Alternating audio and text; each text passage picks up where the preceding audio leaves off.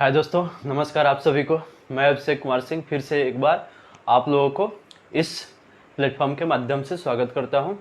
और दोस्तों, जैसा कि मैंने आप लोगों से वादा किया था कि हमारी टीम द्वारा 14 सितंबर 2020 से आप लोगों के लिए एक नई फ्री बैचेज लाई जाएगी, जो कि सभी प्रकार के एग्जाम्स के लिए बहुत ही इम्पोर्टेंट होंगे। ठीक है, तो आज ही से हमारे चैनल के माध्यम से आप लोगों के लिए फ्री लाइव बैचेज प्रोवाइड की जाएगी। और ये जो बैचेज शुरू की जा रही है यह बिल्कुल शुरू से की जाएगी। ठीक है, और इसमें आप लोगों को टोटल सब्जेक्ट पढ़ाए जाएंगे, तो इसमें आप लोगों को किसी भी प्रकार की कठिनाई नहीं होगी। बस आप लोगों से मेरा एक ही नम्र निवेदन ही कहिए, यही है कि आप सभी में से जितने भी बच्चे इस चैनल पे नए हैं वे इस चैनल को सब्सक्राइब करिए और बेल आइकन को दबाना ना भूलें, क्योंकि ये जो बैचेज शुरू की गई है ना यहाँ पे, ये बहुत ही महत्वपूर्ण साबित होने वाली है। ठीक है, क्योंकि इस कोरोना के माहौल में जैसा कि सभी बच्चे घर पे आ गए हैं, उनको किसी भी प्रकार के पढ़ाई की सुविधा नहीं मिल पा रही है, न कि उचित मटेरियल भी मिल पा रहा है उनको। तो ऐसे स्थिति में यह क्लासेस आप लोगों के लिए बेहद महत्वपूर्ण है, क्योंकि इस क्लासेस के माध्यम से आप लोगों की वे सारी कठिनाइयां दूर होने वाली है। ठीक है दोस्तों, तो आइए आज हम लोग अपने कुछ सिलेबस पे चर्चा करेंगे। ओके, और इससे पहले मैं आप लोगों से एक बात और बता देना चाहूंगा। ठीक है, यहां पे जरा ध्यान दीजिएगा।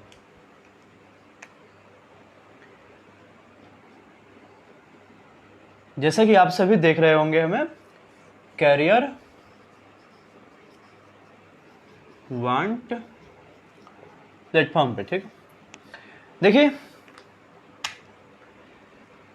इस चैनल की शुरुआत आप ही लोगों के लाभ के लिए किया गया है। ठीक है, आप लोग इस चैनल को सब्सक्राइब कर लीजिएगा। इसे सब्सक्राइब करने में कोई ज़्यादा दिक्कत भी नहीं है। यूट्यूब पे जाकर के डायरेक्ट आप लोग सर्च मार सकते हैं कैरियर वांट। ओके, जैसे ही आप सर्च मारिएगा कैरियर वांट का जो भी लोगो है वो खुल जाएगा। ठीक है, और वहाँ से आप लोग इसे सब्सक्राइब कर सकते हैं। और हम लोग का गूगल साइट भी है careerwant.com। ओके, जैसे ही आप इसको गूगल पे सर्च करिएगा, ठीक है, इसमें बहुत सारे ऑप्शन खुलेंगे, जिसमें आप लोगों के जितने भी मतलब जिस कोर्सेज के लिए जो बच्चे इनरोल होंगे इसमें, उस कोर्स के वीडियो उसे प्रोवाइड किया जाएगा। इसके साथ साथ डेली क्विजेज इस पे अपलोड किया जाता है, और डेली करंट अफेयर्स जो है उसका भी वीडियो प्रोवाइड किया जा रहा है आप लोगों को। और इसके लिए आप लोगों से किसी भी प्रकार का शुल्क नहीं लिया जाता है। तो यह आप लोगों के लिए एक तरह से बहुत ही महत्वपूर्ण सुनहरा अवसर है। ओके, तो इस पे हम लोग ज्यादा चर्चा नहीं करेंगे, आप लोग बेहद समझदार हैं। ठीक है, तो हम लोग आगे बढ़ते हैं। ओके, चलिए दोस्तों, देखिए जैसा कि मैंने आप लोगों से पहले भी बताया था कि मैं इस प्लेटफॉर्म पे सोशल साइंस के फैकल्टी के रूप में नियुक्त हुआ हूं। ओके, तो सोशल साइंस से जुड़े ये जो 4 सब्जेक्ट है ना, हिस्ट्री,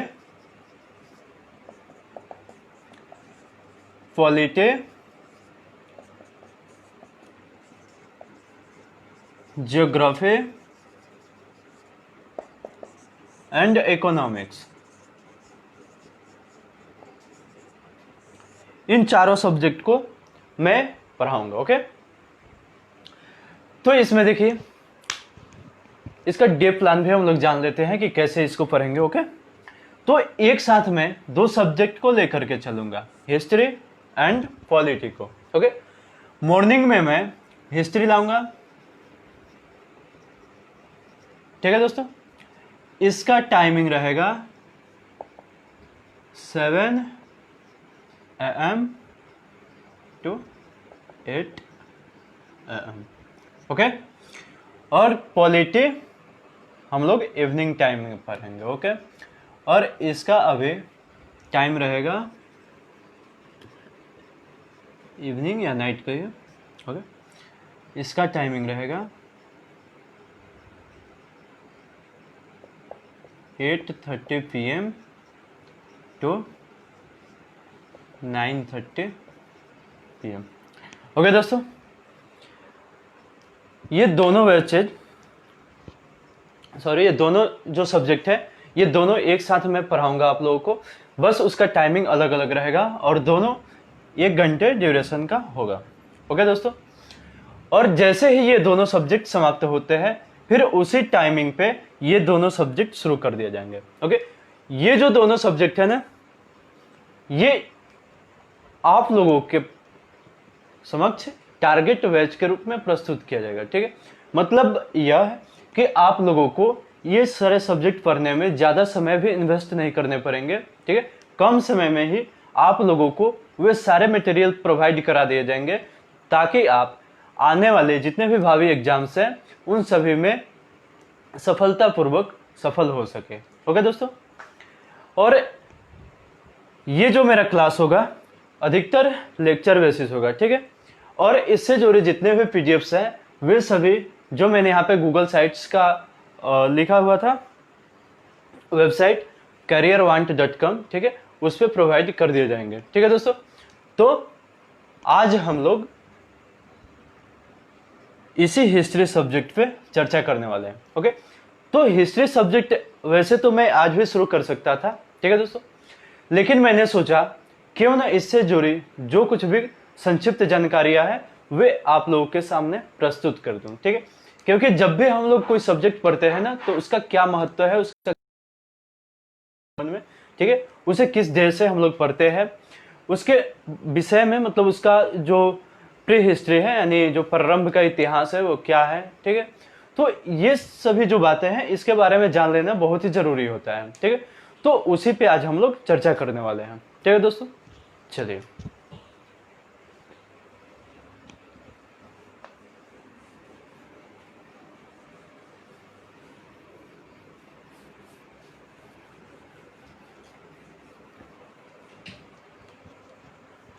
चलिए दोस्तों, आज हम लोग देखने वाले हैं हिस्ट्री क्या है और हिस्ट्री के क्या क्या सिलेबस। ओके,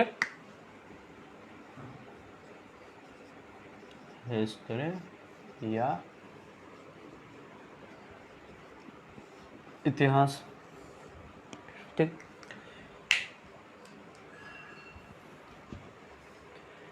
यहां पे मैंने कोई बहुत ही महत्वपूर्ण बातें नहीं लिख रखी है। ठीक है, इसके विषय में लगभग आप सभी परिचित होंगे, इसे जानते भी होंगे, शुरू से ही आप लोग पढ़ते हैं सोशल साइंस के एक सब्जेक्ट के रूप में इतिहास को। ओके, तो इसके विषय में आप सभी जानते भी होंगे। ठीक, जैसा कि आप सभी ने पढ़ा होगा, इतिहास को सीधे सीधे दो भागों में आप लोग विभक्त कर देते हैं, इति प्लस हास। ओके दोस्तों, इति मतलब जनरली हम लोग यही समझते हैं बीती, और हास मतलब कहानी या स्टोरी। ठीक है दोस्तों, अब देखिए इससे हम लोग का डिफिनेशन यही निकल के आता है, जो भी बीती कहानी है वही इतिहास है। ठीक है, और उसी का हम लोगों को अध्ययन करना है, जबकि ऐसा नहीं है। ऐसा क्यों नहीं है? क्योंकि जनरली हम सब जैसे मतलब जितने भी छोटे बच्चे हैं अपने घर पे दादा दादी द्वारा बहुत सारे कहानियां सुनते हैं। ठीक है, और उन दादा दादी द्वारा यही बताया जाता है कि जो मैं यहाँ पे कहानी, या जिसे देहात में कथा भी कहा जाता है, तो जो मैं आप लोगों को कहानी सुनाने जा रहा हूँ ये बीती कहानी है, ऐसा उन लोगों के द्वारा बताया जाता है।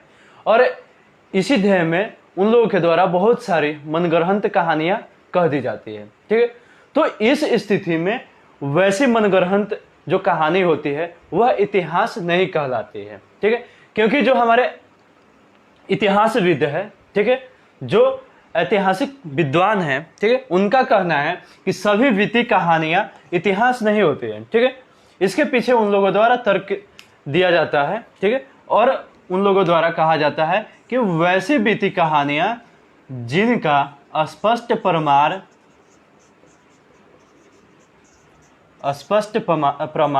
हमारे समाज में मौजूद होता है, ठीक है, उसी को हम लोग इतिहास कहेंगे। ठीक है, तो इतिहास का डिफिनेशन यहाँ से क्या उभर के सामने आता है कि वैसी बीती कहानियां, ठीक है, यानी वैसी पास्ट रिलेटेड स्टोरी जो कि हमारे समाज में अपनी कुछ छाव छोड़ी हुई है या उसका कोई स्पष्ट प्रमाण हमें देखने को मिलता है, तो वैसी बीती कहानियों को ही हम लोग इतिहास कहेंगे।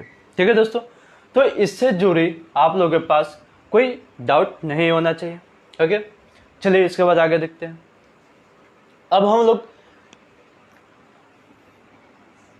देख लेते हैं कि आखिर इतिहास लेखन कब से शुरू होता है। ठीक है दोस्तों, वैसे तो जब लेखन कला के विषय में हम लोग देखें तो उसका इतिहास बहुत ही प्राचीन है, उसे हम लोग आगे देखेंगे जब इसको पढ़ेंगे तो। ठीक है, लेकिन जैसे ही प्रथम ऐतिहासिक पुस्तक की बात आती है, ठीक है, तो हमारे समक्ष बस एक ही नाम उभर के सामने आता है, जिसका नाम है हिस्टोरिका। ओके, जिसको लिखा था हेरोडोटस ने। ठीक है दोस्तों, जब हमारे इतिहासविदों द्वारा, ठीक है, अध्ययन किया गया इसके विषय में, तो पाया गया कि हिस्टोरिका नामक जो पुस्तक है वही ऐसा प्रथम पुस्तक है जिसमें पास्ट रिलेटेड स्टोरी को क्रमबद्ध करके प्रमाण सहित प्रस्तुत किया गया है। ओके, तो इसे ही प्रथम ऐतिहासिक पुस्तक मान लिया गया और इसके जो लेखक थे हेरोडोटस, इन्हीं को इतिहास के पिता के रूप में जाना जाने लगा। ओके, और यहीं से हेरोडोटस को कहा जाने लगा इतिहास का पिता, इतिहास का पिता। ठीक है, तो दोस्तों इतना आप लोग के ध्यान में आ ही गया होगा। अब इसके बाद हम लोग आगे बढ़ेंगे और आगे देखने का प्रयास करेंगे। ओके, ठीक है, इससे जुड़े उन सारे जानकारियों को मैं आपके समक्ष रखना उचित नहीं समझ रहा हूं जिनका एग्जाम में कोई ज्यादा महत्व नहीं होता है। मैं सिर्फ उन्हीं चीजों पे फोकस करूंगा जिससे संबंधित एग्जाम्स में क्वेश्चंस पूछे जाते हैं। ओके, तो चलिए आगे बढ़ते हैं।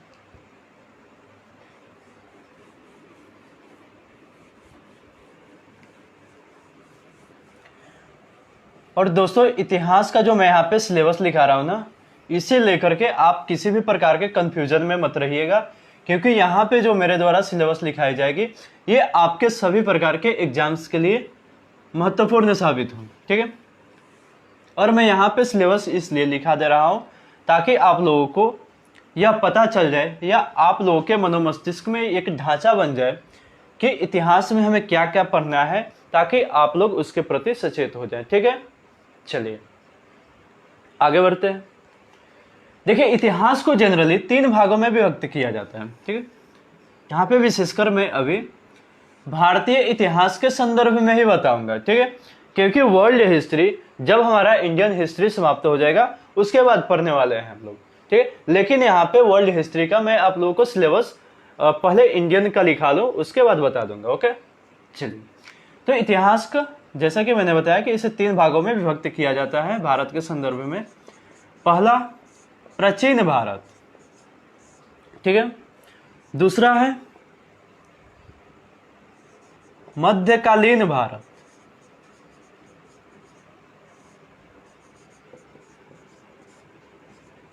ठीक है दोस्तों,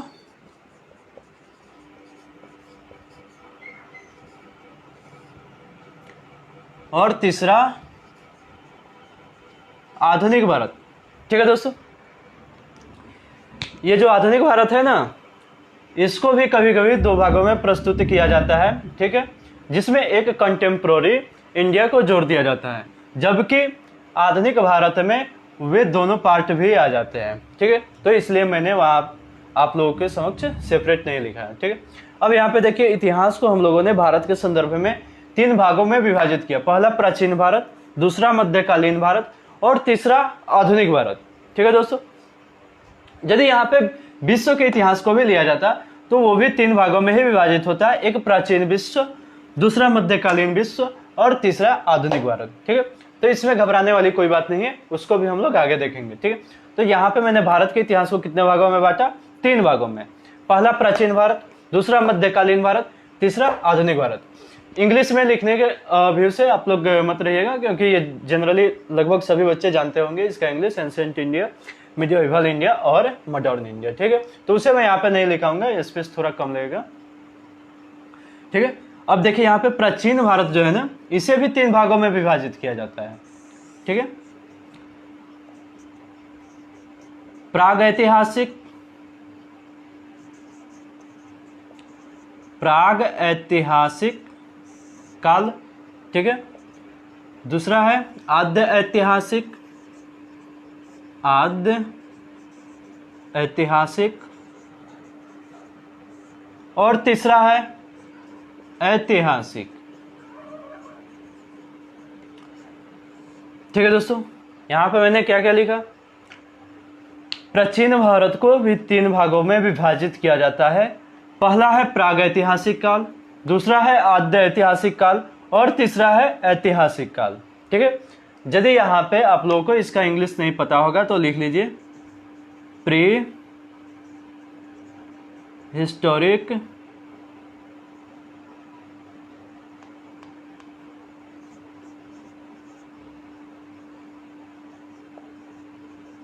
पीरियड, या यहाँ पे स्पेस थोड़ा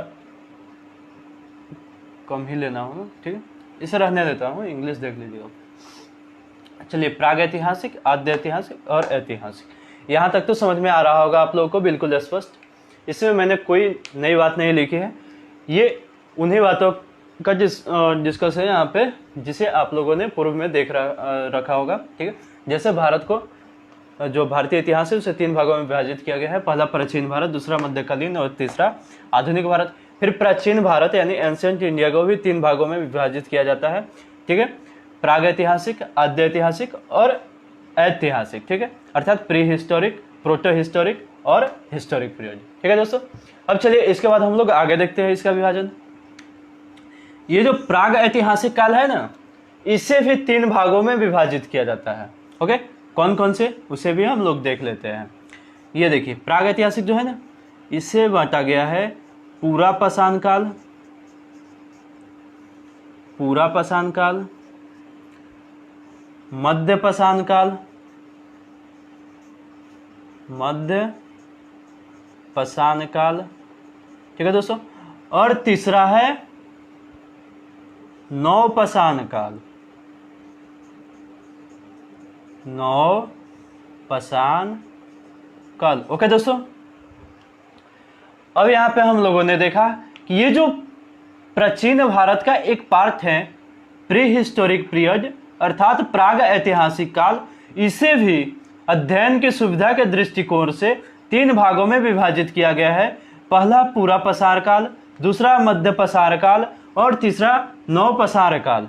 ठीक है दोस्तों, अब यहाँ इसे हिंदी में इंग्लिश में देख लीजिएगा लोग। पूरा पाषाण काल का पैलियोलिथिक एज, इसका होता है मेसोलिथिक एज और इसका होता है नियोलिथिक एज। ठीक है दोस्तों, अब ये जो पूरा पाषाण काल है इसे भी 3 भागों में विभक्त किया जाता है। ठीक है,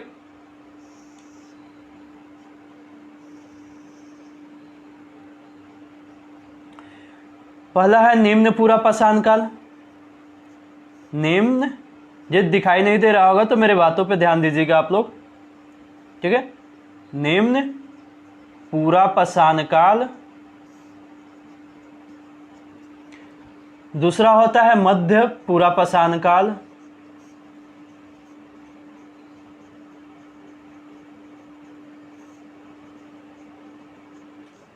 ठीक है दोस्तों, और तीसरा है उच्च पूरा पाषाण काल।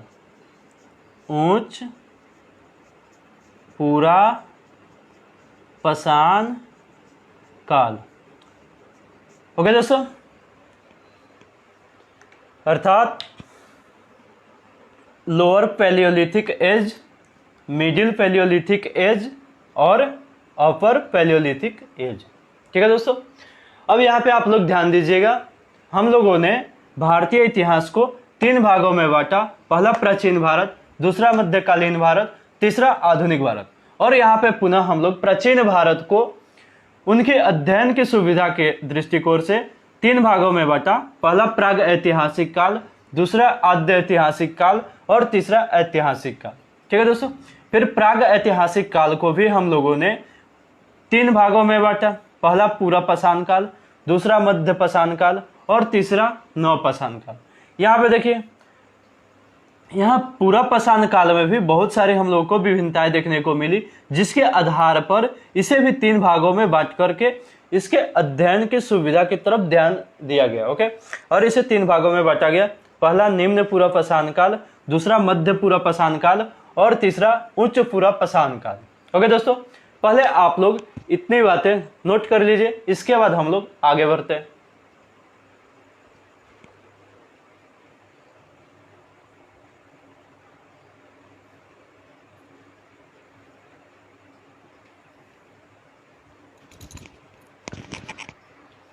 चलिए दोस्तों, यहाँ पे मैंने जितनी सारी बातें लिखी है ना, क्या होगा, प्राग ऐतिहासिक, आद्य ऐतिहासिक, ऐतिहासिक, पूरा पाषाण काल, मध्य पाषाण काल, नव पाषाण काल। ठीक है, तो ये जितने सारे यहाँ पे शब्द मैंने नोट किए हैं ना, ये सभी आप लोगों के साथ डिस्कस किए जाएंगे। ओके, यहाँ पे मैं सिर्फ आप लोगों के साथ सिलेबस पे डिस्कस कर रहा हूं, तो इसलिए मैं जो सिलेबस है उसी पर आप लोगों के साथ चर्चा करूंगा।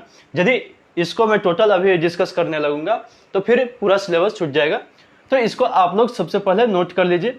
सिर्फ यहाँ पे मैं आप लोगों के समक्ष एक ही बात बताऊंगा, जैसे प्राग ऐतिहासिक जो होता है ना, इसमें लेखन कला विकसित नहीं होता है।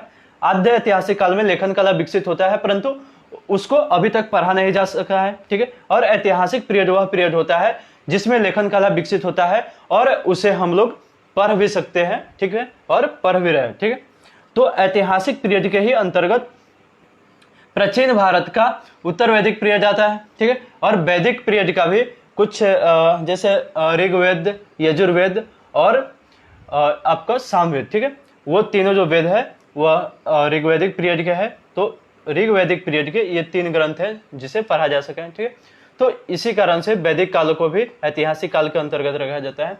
और मध्यकालीन आधुनिक भारत ये जो है ना, ये ऐतिहासिक पीरियड के ही अंतर्गत आता है, क्योंकि इस काल की लिखी गई सभी ग्रंथें या सभी पुस्तकें या सभी प्रकार के लेखन को पढ़ा जा सका है। ठीक है दोस्तों, तो हम लोगों ने डिस्कस किया कि इतिहास को किस प्रकार से विभक्त किया गया। ठीक है, उसे किस प्रकार से अपने अध्ययन की सुविधा के दृष्टिकोण से बांटा गया है। ठीक है, अब हम लोग यहाँ पे देखेंगे कि हम लोगों का जो एंशिएंट हिस्ट्री है, ठीक है, तो ये जो प्राग ऐतिहासिक और आद्य ऐतिहासिक है ना, ये मुख्य रूप से पाषाण काल से संबंधित है। ठीक है, अर्थात पत्थर एज यानी स्टोन एज से संबंधित है।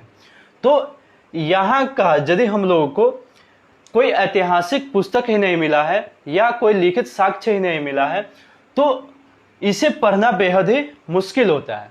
तो इससे जुड़ी जो महत्वपूर्ण जानकारियां हैं उसे ही आप लोगों के समक्ष प्रस्तुत कर दिया जाएगा। बाकी जो ये ऐतिहासिक पीरियड है इसी से संबंधित मैं यहाँ पे सिलेबस लिखाऊंगा। ठीक है दोस्तों, तो चलिए इसको मैं मिटाता हूं, उसके बाद आगे बढ़ता हूं। ठीक है,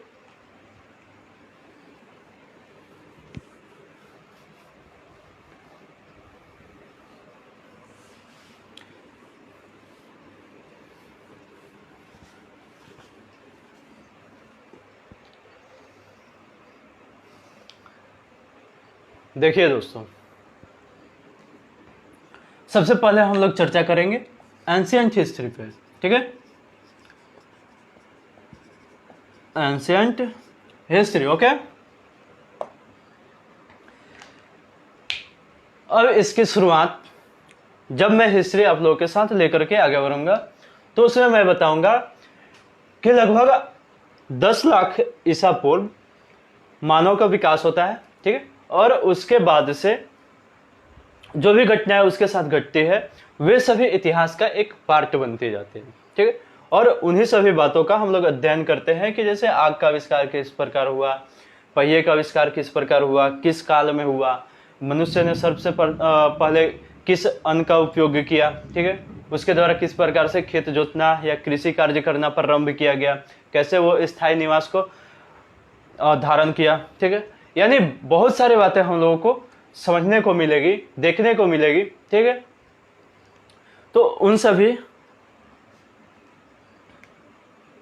तथ्यों पे भी हम लोग नजर डालेंगे। जैसे एंशिएंट हिस्ट्री मैंने लिख दिया यहाँ पे, तो 10 लाख बीसी यानी बिफोर क्राइस्ट। ठीक है दोस्तों, यानी 10 लाख ईसा पूर्व, यहाँ लिख दे रहा हूँ, बार बार मैं नहीं लिखूंगा, यहीं पे लिख दे रहा हूँ। बीसी का मतलब ईसवी पूर्व है। ठीक है, यानी ईसा के जन्म के इतने लाख पूर्व। ठीक है, 10 लाख बीसी से 2500 बीसी के बीच मनुष्य का इतिहास। ठीक है दोस्तों, यानी जैसे ही मैं हिस्ट्री पढ़ाना शुरू करूंगा आप लोगों के साथ, तो उसमें हम लोगों का पहला टॉपिक ही होगा 10 लाख बीसी से 2500 बीसी के बीच मनुष्य का इतिहास। ठीक है, और इसी क्रम में हम लोग प्राग ऐतिहासिक काल को देखेंगे, क्योंकि यह जो काल है ना, यह प्राग ऐतिहासिक काल ही है, जिसे हम लोगों ने सुविधा के अनुसार अनेक खंडों में विभक्त कर दिया। ठीक है, और उन सभी खंडों की, उन सभी काल खंडों की हम लोग बहुत ही विस्तार से चर्चा करेंगे। ओके, चलिए इसके बाद हम लोग देखेंगे आद्य ऐतिहासिक पीरियड में हड़प्पा सभ्यता को। ठीक है दोस्तों, हड़प्पा सभ्यता को। ठीक है, इसे ही कहा जाता है सिंधु घाटी सभ्यता। यहां कहीं कहीं सिंधु घाटी सभ्यता की जगह सिंधु घाटी संस्कृति भी दिया रहता है, तो इसे भी हम लोग देखने का प्रयास करेंगे कि आखिर कहीं कहीं सिंधु घाटी संस्कृति और कहीं कहीं सिंधु घाटी सभ्यता का प्रयोग क्यों किया जाता है, अर्थात यह किस सभ्यता और संस्कृति में क्या डिफरेंस होता है, कौन कौन सी परिस्थितियां उस समय मौजूद थी जिसके कारण कुछ विद्वान सिंधु घाटी जो सिविलाइजेशन है उसे सभ्यता का नाम देते हैं, और कुछ विद्वानों द्वारा उसी को कल्चर अर्थात संस्कृति का नाम दिया जाता है। ओके, तो चलिए इसके बाद हमारा अगला टॉपिक होगा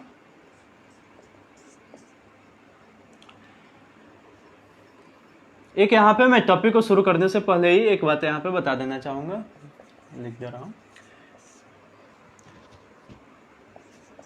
प्राचीन भारतीय इतिहास के जानकारी के स्रोत। ठीक है दोस्तों, इसे पहले ही पढ़ लेना, थोड़ा बहुत ही अच्छा रहता है। जानकारी के स्रोत, ठीक है, यानी sources of ancient Indian history. ठीक है दोस्तों, उसके बाद हमारा अगला टॉपिक रहेगा वैदिक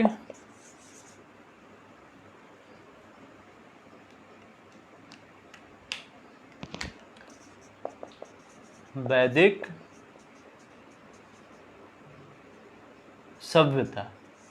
ओके, या कहीं कहीं इसे ऋग्वैदिक काल भी कहा जाता है। ठीक है, ऋग्वैदिक काल। उसके बाद हम लोग का अगला टॉपिक होगा उत्तर वैदिक पीरियड। ठीक है, उसके बाद आगे लिखिए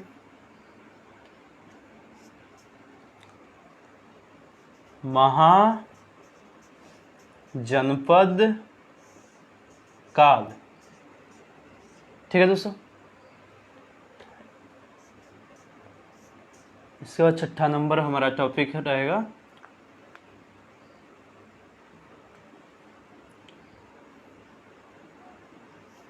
(600 BC से 300 BC के मध्य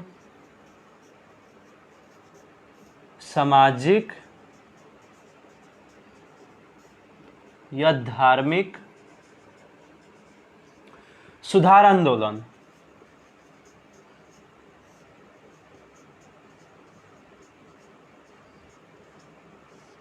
ठीक है दोस्तों, इसी के अंदर हम लोग देखेंगे बौद्ध एवं जैन धर्म। ठीक है, बौद्ध एंड जैन धर्म। ठीक है, और इसी में आजीवक संप्रदाय भी आ जाता है। ठीक है, जो कि मखाली पुत्र गोसाल द्वारा स्थापित किया गया था। तो पहले आप लोग इतना नोट करिए, इसके बाद हम लोग सिलेबस के अगले पार्ट पे चलेंगे। ओके,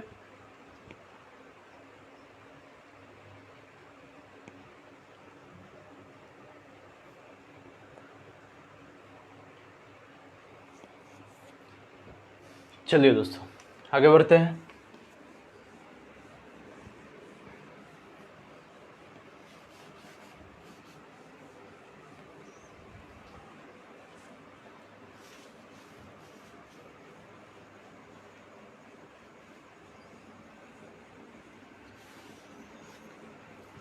इसके बाद देखिए दोस्तों, हम लोगों ने एंशिएंट हिस्ट्री, यहाँ पे इंडियन लिख दे रहा हूँ, नहीं तो फिर भी आप लोग कंफ्यूजन करते रहिएगा।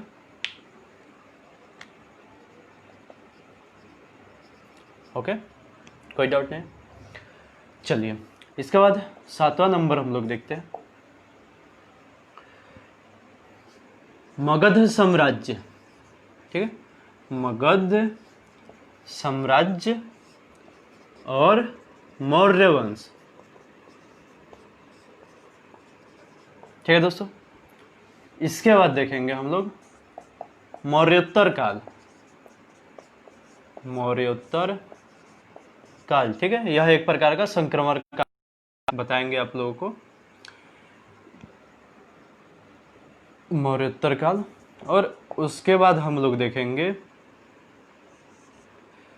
ईरानी यूनानी, या डायरेक्ट मैं यहां पे लिख दे रहा हूं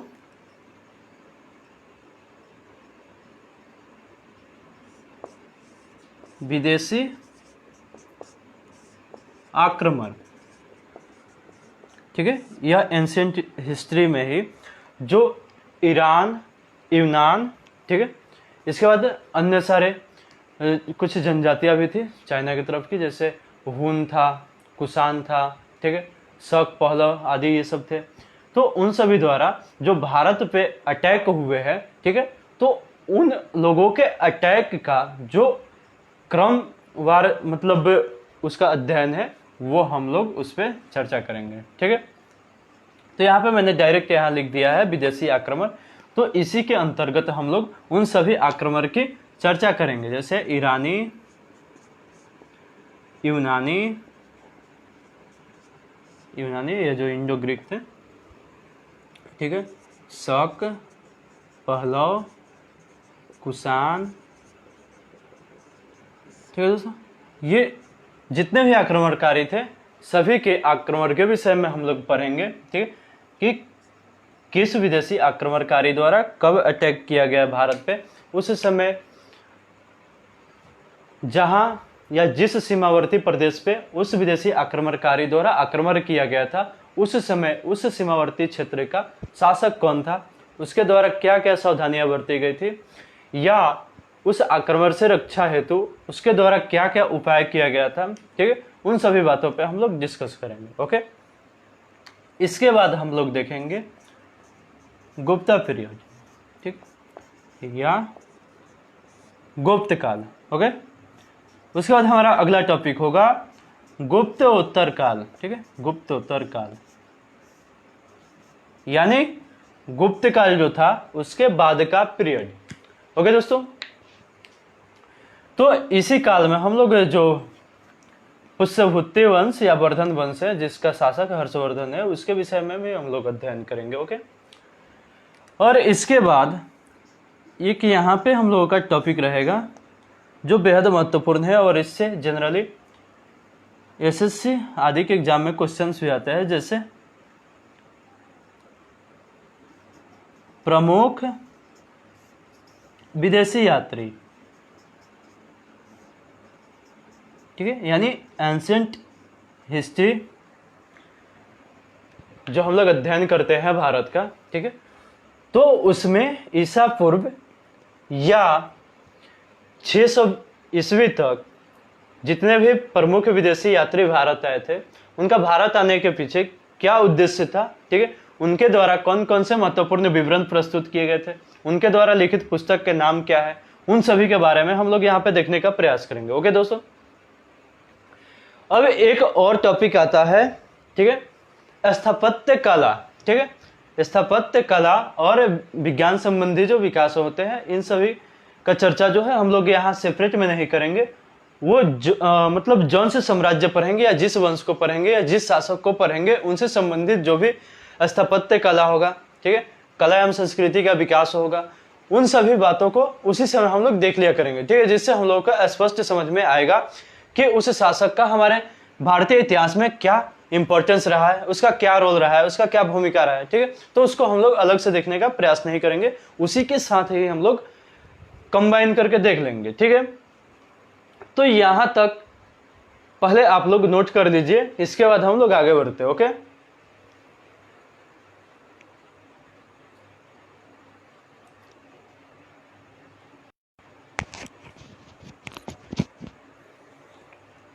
ठीक है दोस्तों। और इसी के बाद एक अगला टॉपिक हम लोग पढ़ेंगे जिसका नाम है संगम काल। ठीक है दोस्तों, संगम काल के अंतर्गत विशेषकर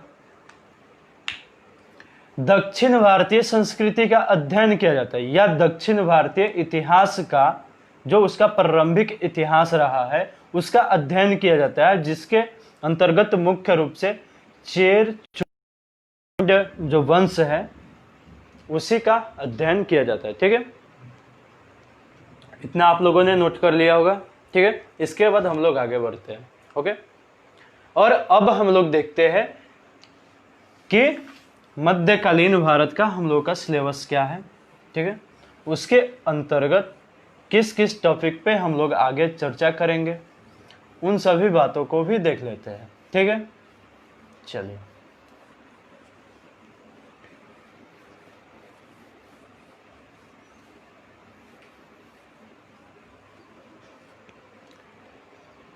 एंशिएंट हिस्ट्री का हम लोगों ने सिलेबस देख लिया। अब हम लोग देखने वाले हैं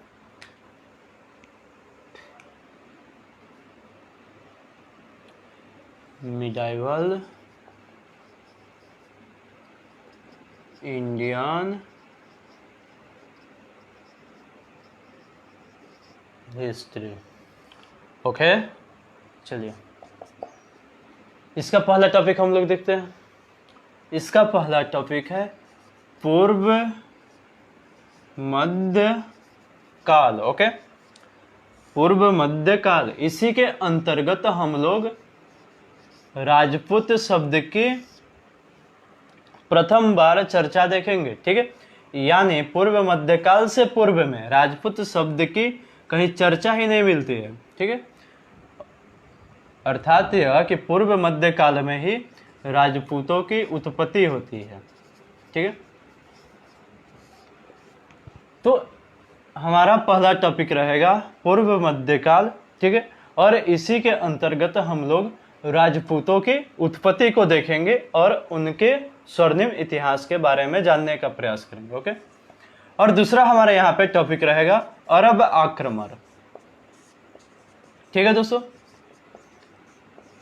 अरब आक्रमण जो कि मोहम्मद बिन कासिम द्वारा भारत में किया जाता है। ठीक है, उसके बारे में हम लोग जानेंगे। ओके, उसके बाद हम लोग अगले टॉपिक को देखेंगे जिसका नाम है मोहम्मद गजनवी द्वारा भारत पर आक्रमण। ठीक है, मोहम्मद गजनवी का आक्रमण। ठीक है, भारत पर लिख दे रहा हूं, भारत पर आक्रमण। ओके दोस्तों, इसके बाद हम लोग देखेंगे मोहम्मद गौरी का आक्रमण। मोहम्मद गौरी का भारत पर आक्रमण। ठीक है दोस्तों, चलिए इसके बाद हम लोग आगे देखेंगे गुलाम वंश। ठीक है, गुलाम वंश, कहीं कहीं इसको ममलुक वंश भी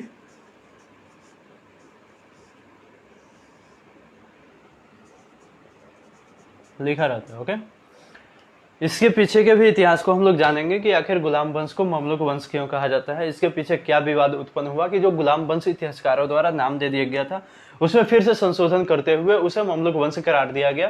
ठीक है, तो इसका जो शाब्दिक अर्थ होगा, ठीक है, इसके पीछे का जो भी इतिहास होगा उसे हम लोग बहुत ही विस्तृत तरीके से जानने का प्रयास करेंगे ताकि इससे जुड़ी कोई भी आपके अंदर डाउट रह ही नहीं सके। ठीक है, चलिए इसके बाद आप देखिए यहाँ गुलाम वंश जो है ना, ये बहुत ही मतलब एक बड़ा वंश है। ठीक है, इसके अंतर्गत बहुत सारे शासक आते हैं, उन सभी को भी देखने का प्रयास करेंगे। और यदि यहाँ पे आप लोग चाहते हैं कि वंश को एक एक करके ना लिखूं, ठीक है। तो इसके लिए एक बहुत ही उपयुक्त